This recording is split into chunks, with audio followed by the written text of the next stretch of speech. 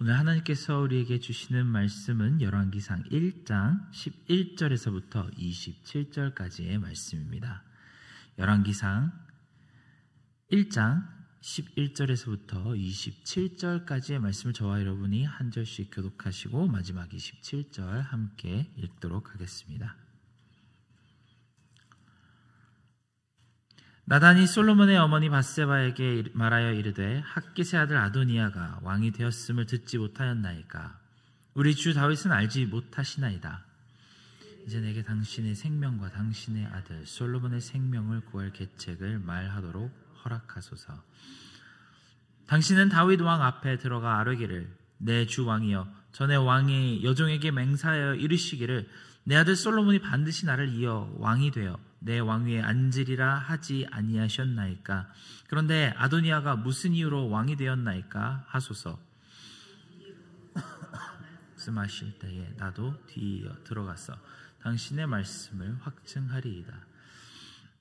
밧세바가 이에 침실에 들어가 왕에게 이르니 왕이 심히 늙었으므로 수넴 여자 아비삭이 시중을 들었더라. 밧세바가 몸을 굽혀 왕께 절하니 왕이 이르되 어찌 됨이냐? 그가 왕께 대답하되 내 주여 왕이 전에 왕의 하나님 여호와를 가리켜 여종에게 맹세하시기를 내 아들 솔로몬이 반드시 나를 이어 왕이 되어 내 왕위에 앉으리라 하셨거늘 이제 아도니아가 왕이 되었어도 내 주 왕은 알지 못하시나이다. 그가 숫소와 살찐 송아지와 양을 많이 잡고 왕의 모든 아들과 제사장 아비아달과 군사령관 요압을 청하였으나 왕의 종 솔로몬은 청하지 아니하였나이다.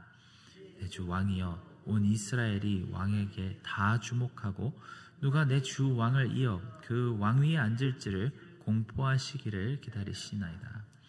그렇지 아니하면 내 주 왕께서 그의 조상들과 함께 잘 때에 나와 내 아들 솔로몬은 죄인이 되리이다. 밧세바가 왕과 말할 때 선지자 나단이 들어온지라. 어떤 사람이 왕에게 말하여 이르되 선지자 나단이 여기 있나이다 하니 그가 왕 앞에 들어와서 얼굴을 땅에 대고 왕께 절하고 이르되 내 주 왕께서 이르시기를 아도니아가 나를 이어 왕이 되어 내 왕위에 앉으리까 하셨나이다. 그가 오늘 내려가서 숫소와 살찐 송아지와 양을 많이 잡고 왕의 모든 아들과 군사령관들과 제사장 아비아달을 청하였는데 그들이 아도니아 앞에서 먹고 마시며 아도니아 왕은 만세 술을 하옵소서 하였나이다. 그러나 왕의 종 나와 제사장 사독과 여호야다의 아들 브나야와 왕의 종 솔로몬은 함께 읽겠습니다. 이것이 내 주 왕께서 정하신 일이니까 그런데 왕께서 내 주 왕을 이어 그 왕위에 앉을 자를 종에게 알게 하지 아니하셨나이다. 아멘. 열왕기에 들어오면서부터 이제 우리는 다윗 왕 이후의 이스라엘 역사를 아주 구체적으로 살펴보게 되었습니다. 이전 책인 사무엘 하에 등장하는 마지막 에피소드는 다윗 왕이 자신의 능력을 과시하기 위해 인구를 세다가 하나님의 심판을 받는 것으로 겸손하게 끝을 맺게 됩니다. 유다의 가장 위대한 왕의 마지막 일대기가 이상하게도 전혀 영광스럽지 않습니다. 그런데 성경책을 단 한 페이지 넘겨서 오늘 등장하는 말씀의 내용은 당황스럽게도 이제 다윗 왕이 늙어서 죽게 되었다는 장면입니다. 아마 조선왕조실록 같은 책에서는 이렇게 기록하지 않겠지만 성경은 무언가 다른 관점과 각도에서 역사를 기록합니다. 이미 사무엘 상하와 열왕기를 기록한 저자들은 이 위대한 왕들의 업적을 기릴 생각이 없습니다. 또한 성경을 이런 순서대로 편집한 서기관들 역시 이스라엘 민족적 영광과 백성들의 역사적 자존감을 드높이는 데에는 관심이 없다는 것을 우리가 볼 수 있습니다. 오히려 이런 역사를 통해서 하나님께서 전하고자 하시는 메시지가 무엇이었는지를 알아내는 데 더 큰 관심이 집중되어 있다는 사실을 우리는 이 책들을 보면서 깨달을 수 있습니다. 하나님의 영감을 담은 성경책답게 구약은 인간의 정치적인 목적보다 영적인 의도가 하나님 나라의 의도가 훨씬 더 많이 담겨 있다는 사실을 알 수 있습니다. 따라서 우리는 사무엘 상하를 읽을 때와 마찬가지로 열왕기를 읽으면서도 아주 중요한 사실 하나를 마음에 담고 마주할 수밖에 없습니다. 이 열왕기라는 책은 어떤 한 명의 인물에 집중해서 그들의 지혜와 처세를 배우게 하려고 쓰여진 책이 아닙니다. 오히려 이 열왕기에는 이 안에 등장하는 모든 왕들의 실패와 인간의 전적인 타락을 우리에게 정면으로 바라보게 합니다.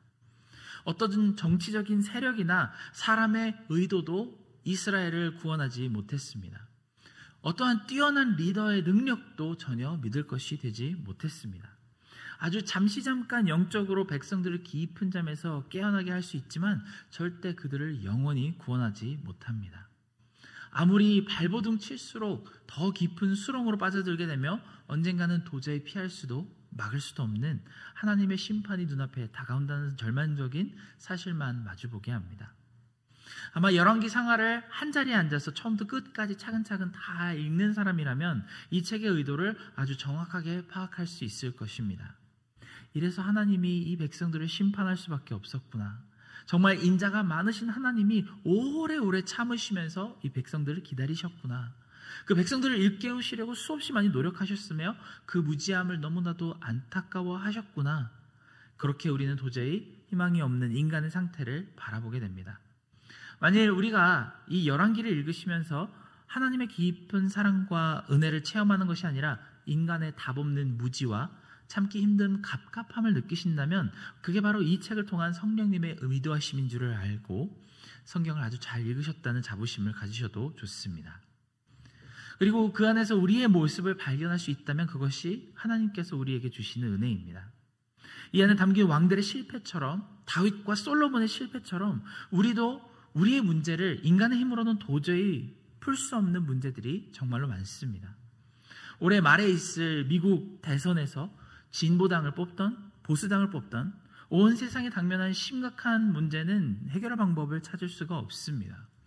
법원에서 어떤 정치적인 판결을 내리더라도 세상이 나아질 가망성이 보이지 않으며 언론에도 학계에도 그리고 민심 속에서도 이 혼란을 풀어나갈 실마리를 찾기가 어렵습니다. 어느 나라와 동맹을 맺거나 아니면 경쟁을 주도하더라도 나아질 것이 없고 어떠한 기발한 정책 속에서도 밝은 미래를 꾸며내기가 어렵습니다. 제가 원래 성격이 비관적이라서 이렇게 말씀을 드리고 있지 않습니다. 이것이 바로 열왕기의 아주 중요한 주제이기 때문에 그 말씀을 함께 나누는 것입니다. 이 책은 오직 여호와 하나님을 의지함만이 인간의 회복과 번영의 유일한 길이라는 진리를 길고도 슬픈 역사 기록을 통해서 우리에게 다시 한번 간절한 목소리로 전달합니다. 이스라엘 최고의 왕을 꼽자면 아마 대부분 유대인들이 다윗 왕과 솔로몬 왕을 꼽을 것입니다. 하지만 다윗 왕의 끝은 그다지 영광스럽지 않고 솔로몬이 그 왕위를 물려받고 있는 그 과정마저 역시 순탄하거나 영웅적이지가 않습니다. 다윗 왕은 이 직전까지만 해도 계속되었던 아들들의 여러 반란과 역모로 인해 말로 표현하기 힘든 고통을 경험했습니다. 이 일로 인해 많은 사랑하는 아들들이 너무나도 허무하고 비참하게 죽음을 당하는 것을 직접 눈으로 보았어야만 했습니다. 그리고 이제는 아도니아가 마지막으로 다윗 왕의 축복도 없이 자신을 스스로 왕이라고 선포하는 터무니없는 일을 직면하고 있습니다. 일전에 압살롬의 때와 같이 이번에도 수많은 다윗의 충신들이 왕에게 커다란 실망을 주고 있습니다. 다윗 왕의 뜻이 아닌 각자의 뜻으로 아도니아 왕위의 계승을 지지하고 나섰습니다.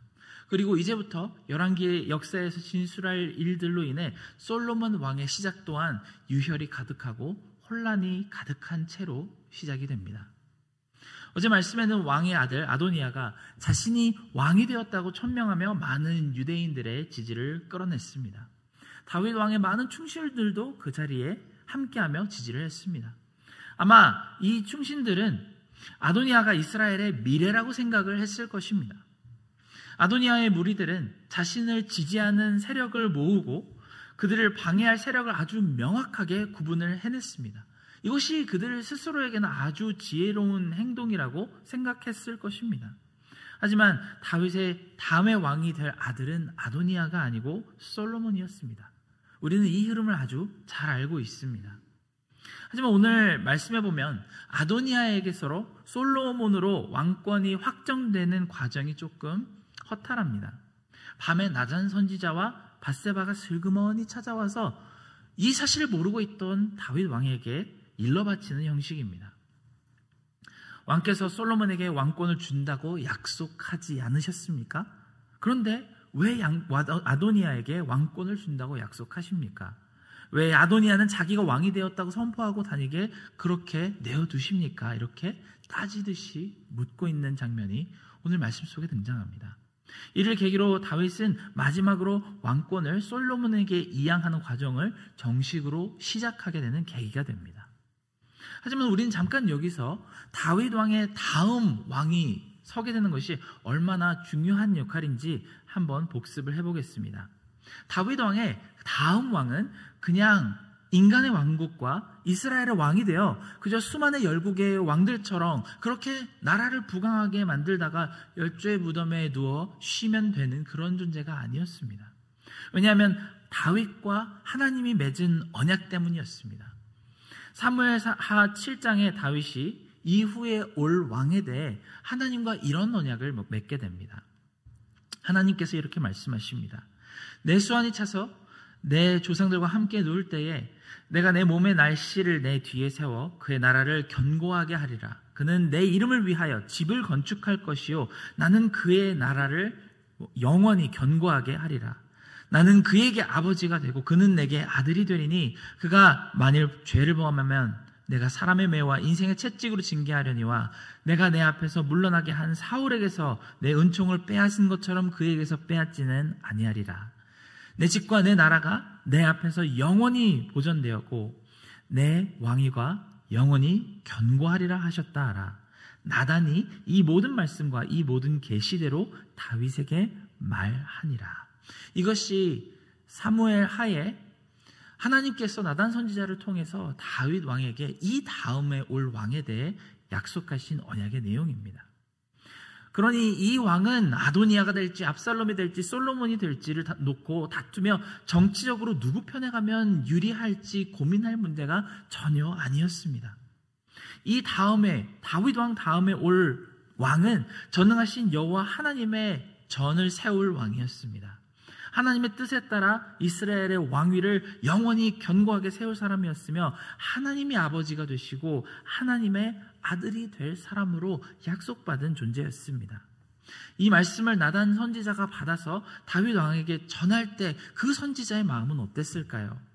이 새로운 왕으로 인해 영광스러운 여호와 하나님의 나라가 서게 될 비전을 가장 먼저 계시받았던 이 나단 선지자의 기쁨은 얼마나 깊었을까요? 오늘 말씀 속에서 나단 선지자는 밧세바와 함께 계략을 세우며 왕에게 나아옵니다. 그는 여호와의 위대한 언약을 직접 전해들은 자신과 제사장과 브나야와 솔로몬을 제외한 모든 사람들이 아도니아를 왕으로 부른다고 그것이 과연 다윗의 뜻인지를 묻습니다. 나단 선지자는 혹여 다윗 왕의 뜻이 아도니아를 향했더라도 그것이 하나님의 뜻은 아니라는 사실을 알았기 때문에 이렇게 물었을 것이 분명합니다.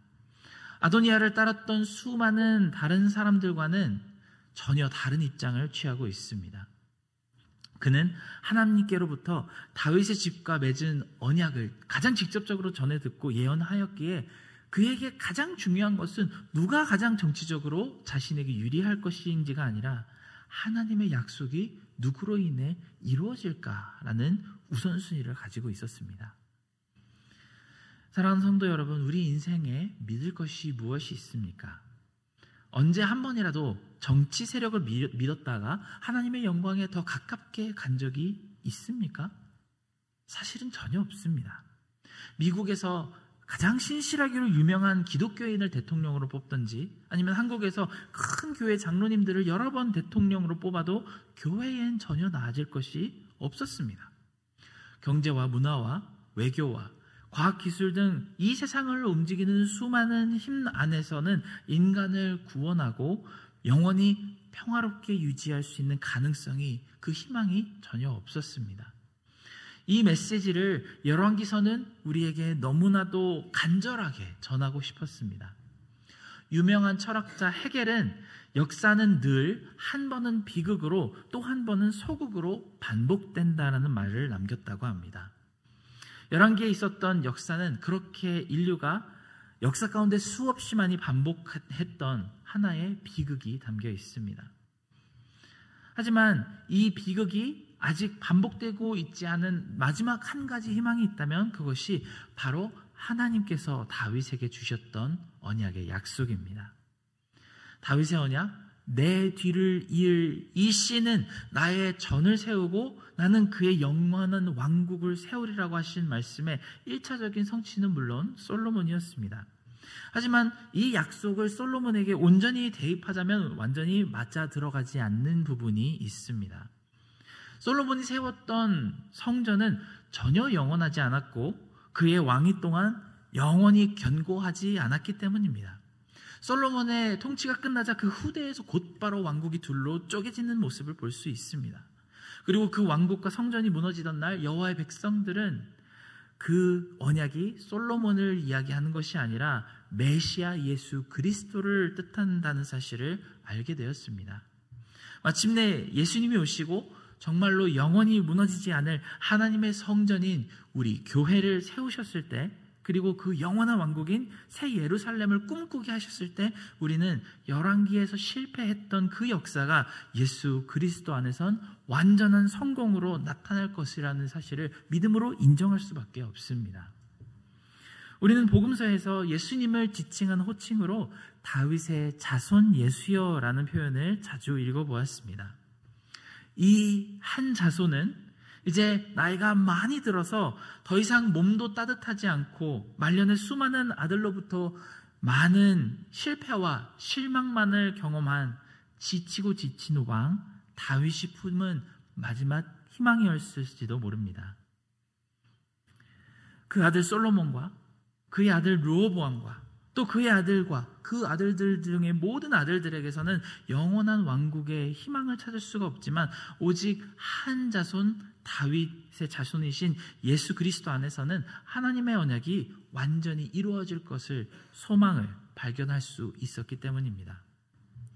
오늘의 짧은 한두 막의 말씀에선 이 전부의 메시지를 찾기 힘들지만 적어도 그에 대한 기대감만큼은 찾아볼 수가 있습니다. 그래서 다윗 왕이 그 지치고 늙은 몸을 일으켜 솔로몬에게 마지막으로 자신의 당보와 함께 왕권을 물려주는 모습을 우리는 바라보게 됩니다. 사랑하는 성도 여러분, 우리는 열왕기를 읽으며 전혀 영광스럽지 못하고 실망스럽기 그지없는 이스라엘 왕가의 수치와 부끄러움을 있는 그대로 마주해 보시기 바랍니다. 그게 인간 세상의 어두운 현실이기 때문입니다.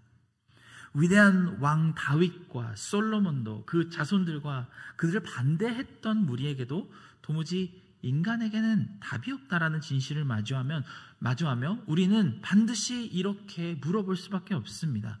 그렇다면 도대체 우리는 어디에서 희망을 찾아야 한단 말입니까? 그런 질문이 심령 가운데 갈망함으로 차오르게 놔두시기 바랍니다.